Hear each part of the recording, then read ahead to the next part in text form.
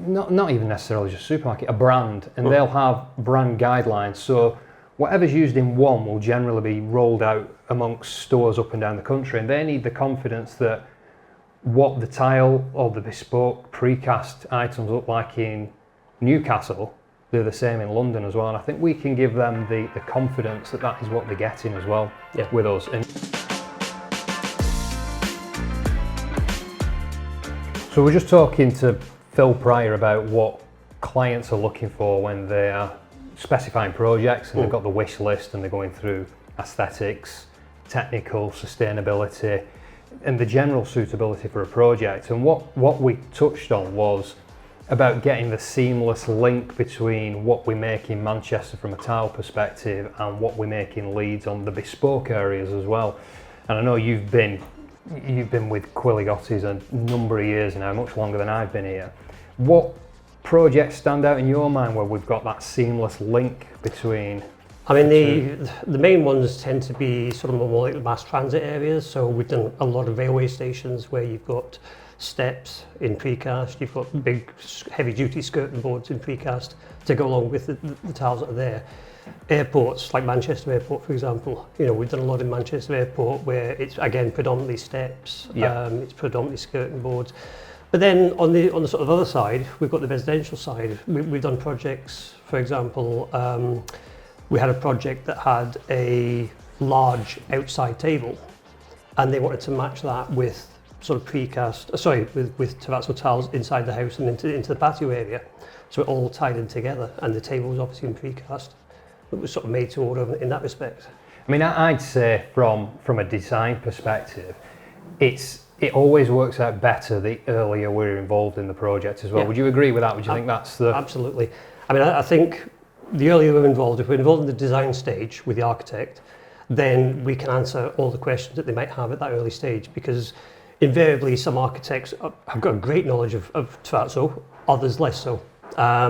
And they sometimes need a bit of guidance about what is possible to do, what sort of looks can be achieved, and explaining that sort of link between precast items and Terrazzo, where we'll actually create samples for them to approve, and then we'll sort of use the same recipe in the Terrazzo as well as the tiles and the precast. Would you find, I mean, I find it when I've been speaking to clients, there is, until they've been and seen us and seen what we can do, there is that nervousness, isn't there, about the transition between a bespoke unit and a tile, and the nervousness of, is it going to match? Well, if one's made in Leeds and one's made in Manchester, is it going to seamlessly link in? And it's only really when they come and see us and we've provided samples that they see that. I mean, you must have had over the years that a number of times as well. And yeah, no, I mean, absolutely. Clients do get quite nervous about how things are going to look at the end of the day. So, you know, sometimes you will have, I suppose, a meeting within the factory here in Manchester where we sort of go through the process, we sort of explain how things all work. They can also then have a meeting over in Andrews, in Leeds, where we're looking at the precast. And again, just explaining to them, you know, we're going to use the same aggregate, we're going to use the same cement mix. It's all going to be basically the same material.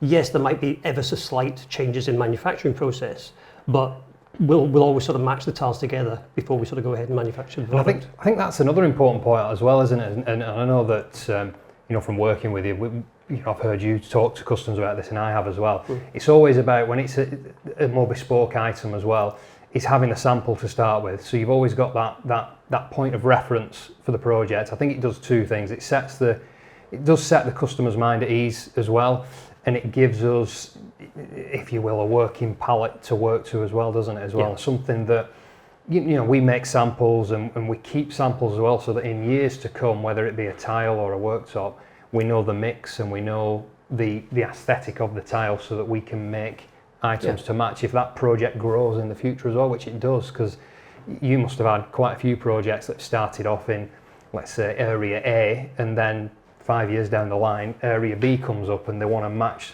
the two. Yeah, and it's important for us to keep sort of those recipes so that we can go back in it 5 years, 10 years, and look at the recipe and say, yeah, we can sort of remake that now to match what's already there. It's all project specific as well, isn't there? And you'll get certain projects that, even though it's not in the same place, I'm thinking more the supermarket side of it now, where you'll have, not even necessarily just supermarket, a brand, and they'll have brand guidelines. So whatever's used in one will generally be rolled out amongst stores up and down the country, and they need the confidence that what the tile or the bespoke precast items look like in Newcastle, they're the same in London as well. And I think we can give them the confidence that that is what they're getting as well with us. And you'll get that to a lesser degree, we said, with projects that grow, shopping centres that start up in one section and grow as well. So. Yeah, I mean, some clients, like the supermarkets, for example, they've got a corporate image. So they want consistency within each of the stores. And the flooring is probably the biggest part of that. The floor is everywhere. So it needs to be consistent. And yeah, they need to have that reliability that if we make something for store A in Aberdeen, it's going to be the same tile that's manufactured in the middle of London, for example. Out of curiosity now, when you're being asked a question, mainly when it's at design stage, what do you think what do you get asked more of? Is it more an importance on aesthetics or technical ability? I think it's a bit of both. I mean, aesthetics certainly is what they ask for initially. We want a tile to be this sort of colour and this sort of pattern and that type of thing.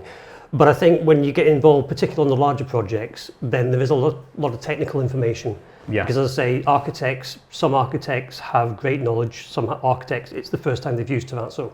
And as such, they need that sort of guidance about what can work. Is it going to be slip resistant enough? Is it going to be sustainable? All those sorts of things. What sort of weight loading is it going to have, etc., etc. It's interesting as well, because I think, certainly on some of the bigger projects in some of the main cities, I think aesthetics is where they always start. Oh. I feel now that whereas in the past it's always been aesthetics, technical, and then it follows suit from there. I'm almost feeling at the moment that, and again, you tell me if you've had this as well, that it starts off from a design perspective as aesthetics, sustainability, and then technical as well. And if more of an engineering practice involved is involved in it, it's technical, then sustainability, then aesthetics as well. And I find that quite an interesting.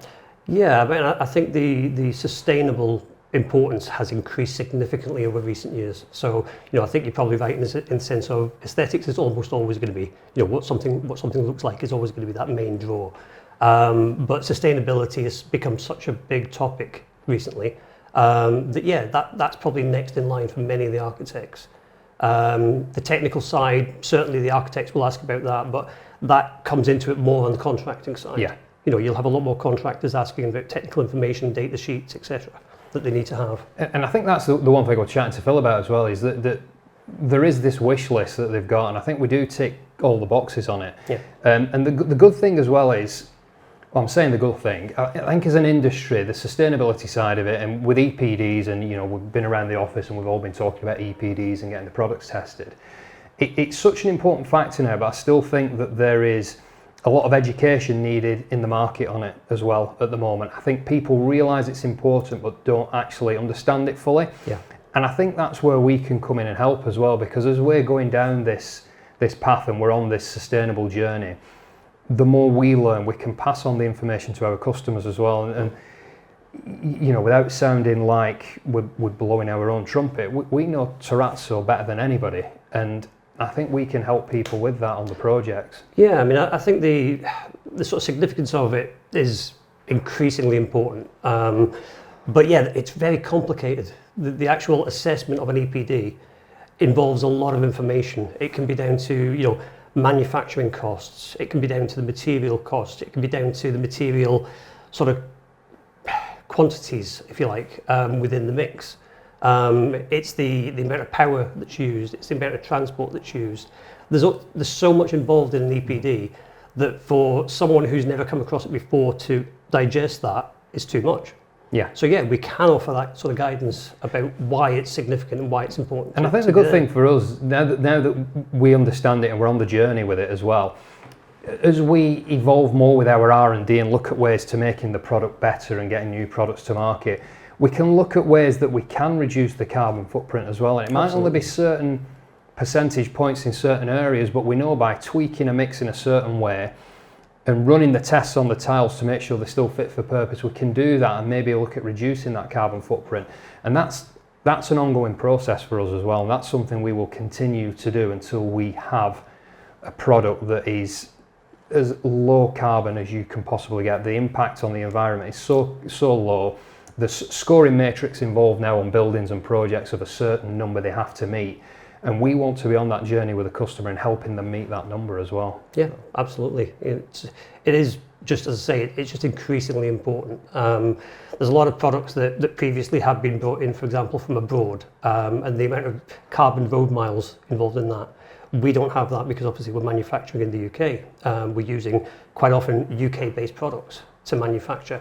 So we're reducing that carbon footprint significantly purely in those items alone. And I think from a perspective as a country as well, I think, you know, British manufacturing isn't as strong as it used to be. So I think you should be supporting, I mean, I'm going to say this because I work for a British manufacturer, but I think you should be supporting British manufacturing.